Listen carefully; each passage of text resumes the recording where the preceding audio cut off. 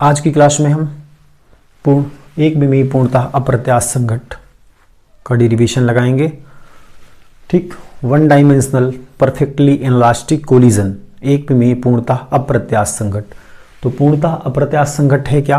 Perfectly inelastic collision में यह होता है कि संघट्ट के बाद दो पिंड होते हैं, वे पिंड संघट्ट के बाद उभयनिष्ठ वेग से गति करने लगते हैं। मीन्स दोनों का वेग एक समान हो जाता है, उभयनिष्ठ वेग से गति करने लगते हैं।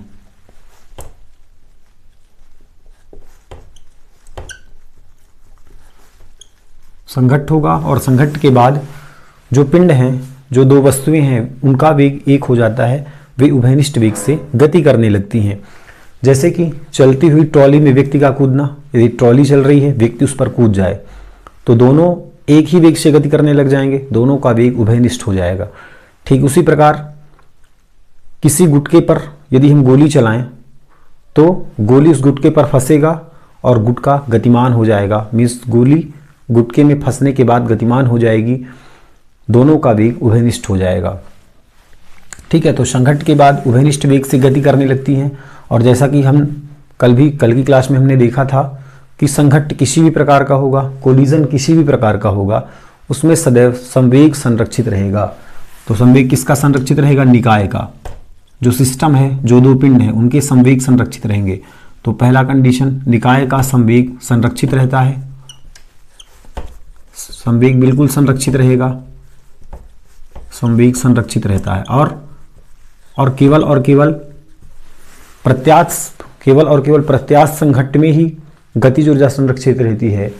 अप्रत्यास्थ संघट्ट में, पूर्णतः अप्रत्यास्थ संघट्ट या अप्रत्यास्थ संघट्ट में गतिज ऊर्जा में क्षय होती है। तो इसमें गतिज ऊर्जा में क्या होगी? क्षय। गतिज ऊर्जा में क्षय होती है, गतिज ऊर्जा में क्षय होती है। और यह क्षय किस रूप में होता है? ध्वनि या प्रकाश के रूप में, ध्वनि या ऊष्मा के रूप में यह क्षय होता है। ध्वनि अथवा ऊष्मा के रूप में ये क्षय हमें देखने को मिलता है। मीन्स जो प्रारंभिक गतिज ऊर्जा होती है, जो प्रारंभिक गतिज ऊर्जा होगी वह अधिक होगी, ग्रेटर देन होगी अंतिम गतिज ऊर्जा की। मीन्स संघट्ट के पूर्व जो गतिज ऊर्जा होगी वह अधिक होगी संघट्ट के बाद गतिज ऊर्जा की। ठीक है, तो प्रारंभिक गतिज ऊर्जा इज ग्रेटर देन अंतिम गतिज ऊर्जा। ठीक है, और गतिज ऊर्जा का कुछ भाग क्षय होता है, गतिज ऊर्जा का कुछ भाग क्षय होता है। अब मान लेते हैं ये m1 द्रव्यमान का पिंड है जो u1 वेग से गतिशील है, और m2 द्रव्यमान का पिंड है जो कि u2 वेग से गतिशील है। इन दोनों में संघट्ट होता है। ठीक, इन दोनों में संघट्ट हुआ m2 एंड m1। तो क्या करेगा बताओ? m1 m2 पर बल आरोपित करेगा और m2 भी m1 पर बल आरोपित करेगी। तो जब ये बल आरोपित करेंगे, मीन्स इस पर जो एक्सटर्नल फोर्स है, F एक्सटर्नल, जो बाह्य बल है वह कितना है? 0 है। एक्सटर्नल बल 0 लग रहा है। m1 द्रव्यमान की पिंड m2 पर बल लगा रही है, m2 द्रव्यमान की पिंड m1 पर बल लगा रही है। मीन्स बाह्य बल कितना लग रहा है? 0। तो हमने न्यूटन के गति के दूसरे नियम में हमने देखा है कि बल क्या होता है? संवेग में परिवर्तन की दर के अनुक्रमानुपाती होता है, delta P by delta T। तो जब F 0 है, F के प्लेस पे 0 रखें हम, तो delta P by delta T। तो डेल्टा P हमें कितना मिलेगा? डेल्टा P हमें 0 मिलेगा। ठीक है, यदि F एक्सटर्नल 0 है, एक्सटर्नल यदि 0 है तो संवेग में परिवर्तन भी शून्य होगा। मीन्स संवेग संरक्षित रहेगी, अतः संवेग संरक्षित रहेगी या संरक्षित रहती है। ठीक है, संवेग में परिवर्तन नहीं हो रहा, हम देख रहे हैं। यदि एक्सटर्नल फोर्स 0 है तो संवेग में परिवर्तन नहीं हो रहा, मीन्स संवेग संरक्षित रहता है। ठीक है, इतनी दो बातें हमें याद रखनी है। संवेग संरक्षित रहेगा और गतिज ऊर्जा में क्षय होगी। मीन्स जो प्रारंभिक गतिज ऊर्जा होगी, चूंकि दो द्रव्यमान अभी क्या हैं? अलग अलग हैं। ठीक, अलग अलग द्रव्यमान की वस्तुएं, उनका वेग भी अलग अलग है। तो इसकी गतिज ऊर्जा प्लस इसकी गतिज ऊर्जा, इन दोनों की गतिज ऊर्जा अधिक होगी। लेकिन जब दोनों कंबाइंड हो जाते हैं तो इन गतिज ऊर्जा में क्षय होता है। ठीक है, मीन्स प्रारंभिक गतिज ऊर्जा अधिक होगी अंतिम गतिज ऊर्जा की। इसको नोट करें, फिर इसके बाद हम डेरिवेशन लगाते हैं। ठीक, इसको मिटा दें।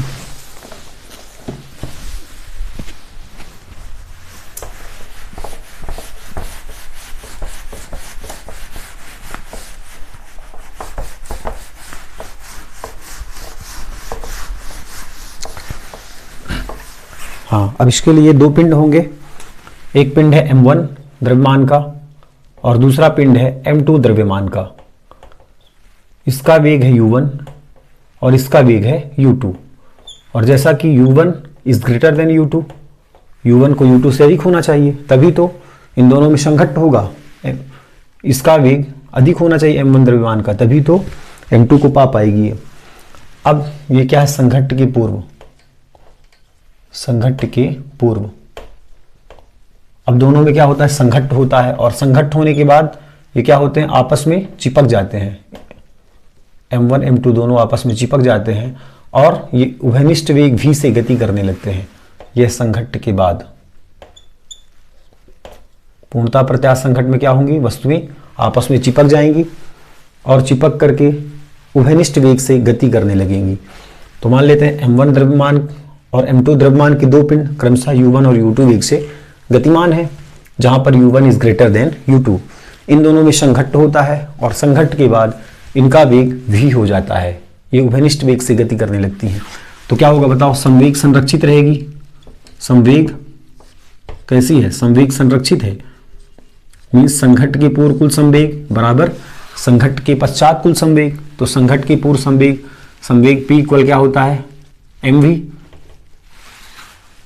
तो संघट्ट के पूर्व कुल संवेग m1 द्रव्यमान का, तो m1 और v की जगह पे u1 प्लस m2 द्रव्यमान का पिंड, इसकी वेलोसिटी u2।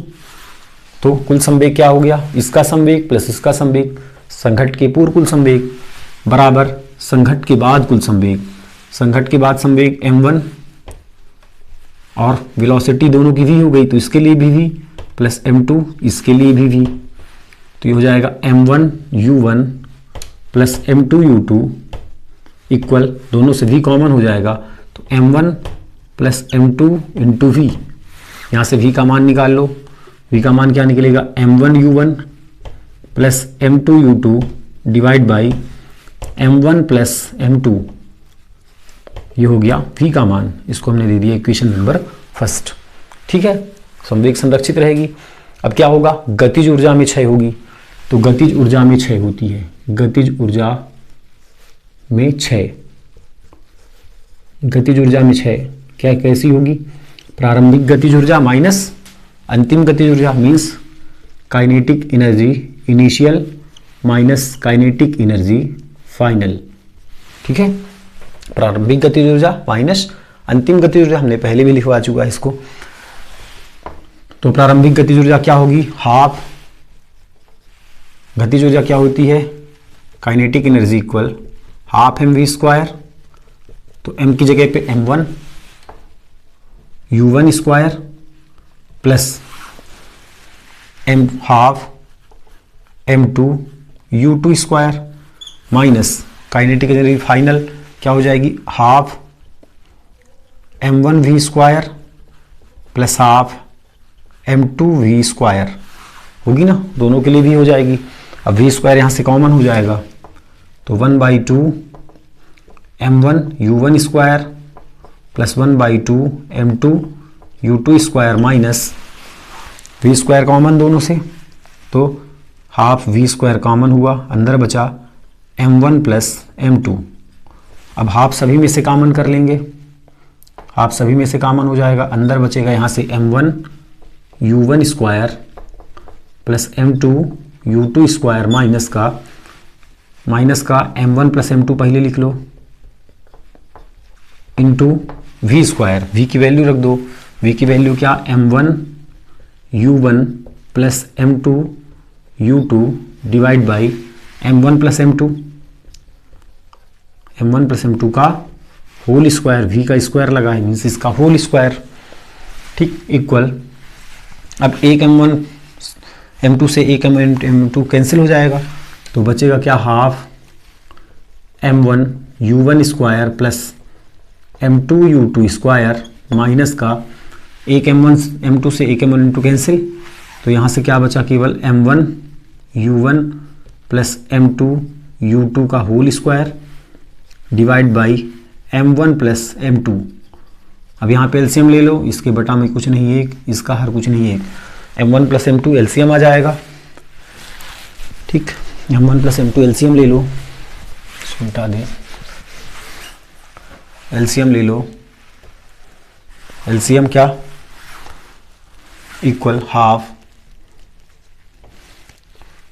अंदर एलसीएम हमने लिया क्या, m1 m2 sorry m1 plus m2, तो क्या होगा, m1 प्लस m2 का इससे भी गुणा होगा, m1 प्लस m2 का इससे भी गुणा होगा, एलसीएम लेंगे क्योंकि इनके हर एक हैं, इनका हर m1 प्लस m2 बनाना है, तो m1 प्लस m2 का इससे भी गुणा, m1 प्लस m2 का इससे भी गुणा, तो m1 u1 स्क्वायर का गुणा m1 प्लस m2 से प्लस m2 u2 स्क्वायर का गुणा m1 प्लस m2 से, और ये माइनस, इसके ब्रैकेट को ओपन कर दो तो a प्लस बी के होल स्क्वायर से, a square means m1 square u1 square plus b square means m2 square u2 square.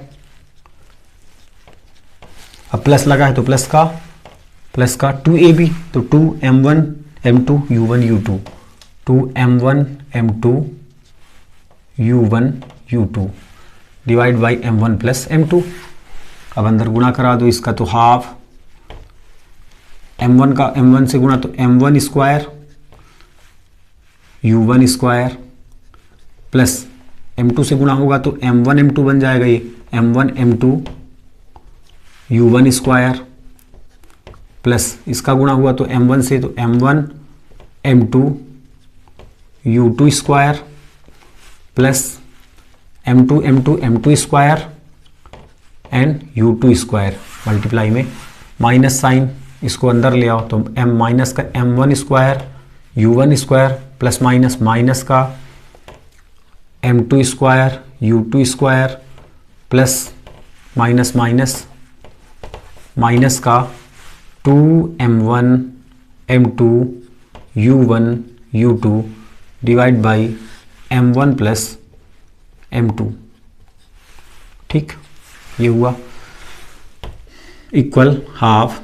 अब m1 square u1 square plus का m1 square u1 square minus का cancel हुआ, m2 square u2 square plus का minus का, और m2 square u2 square plus का minus का cancel हुआ। अब ये m1 m2, अब बचा क्या, यहाँ से अंदर बचा m1 m2 u1 square plus m1 m2 u2 square minus का 2m1 m2 u1 u2 divide by m1 plus m2। अब यहाँ से m1 m2 सभी में दिख रहा है, तो m1 m2 कॉमन कर लेंगे सभी में से, तो हाफ m1 m2 सभी में से कॉमन हुआ, अंदर बचा u1 square plus u2 square minus 2u1 u2। ठीक, m1 m2 बाहर हुआ तो ये बचे, नीचे बचा m1 प्लस m2, तो इक्वल में हो जाएगा, ये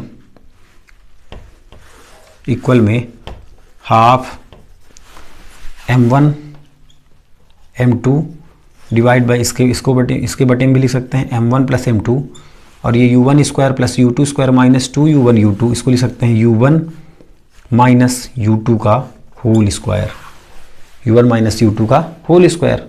अब u1 माइनस u2 क्या है, u1 माइनस u2 मीन्स इसका वेग अधिक है, u1 में से u2 को माइनस कर रहे हैं मीन्स u1 का वेग अधिक है, तो यहाँ पे लिख सकते हैं क्या, u1।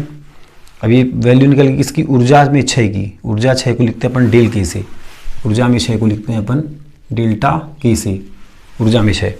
तो u1 माइनस u2 स्क्वायर धनात्मक है, u1 माइनस u2 स्क्वायर क्या है, धनात्मक है, धनात्मक निकलेगा ना, चूंकि u1 की वैल्यू अधिक है अधिक में से हम कम को माइनस करेंगे, ये अधिक होगी तभी तो इसको पा पाएगी। u1 is greater than u2 means u1 minus u2 means u1 minus u2 का स्क्वायर क्या निकलेगा, धनात्मक निकलेगा, हमें पॉजिटिव वैल्यू मिलेगी।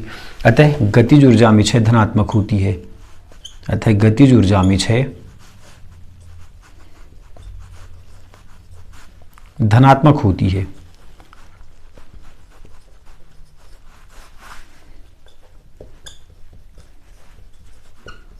ठीक, ये था एक विमीय पूर्णता अप्रत्यास्थ संघट, one dimensional perfectly inelastic collision. हमने ऊर्जा क्षय के लिए व्यंजक ज्ञात किया।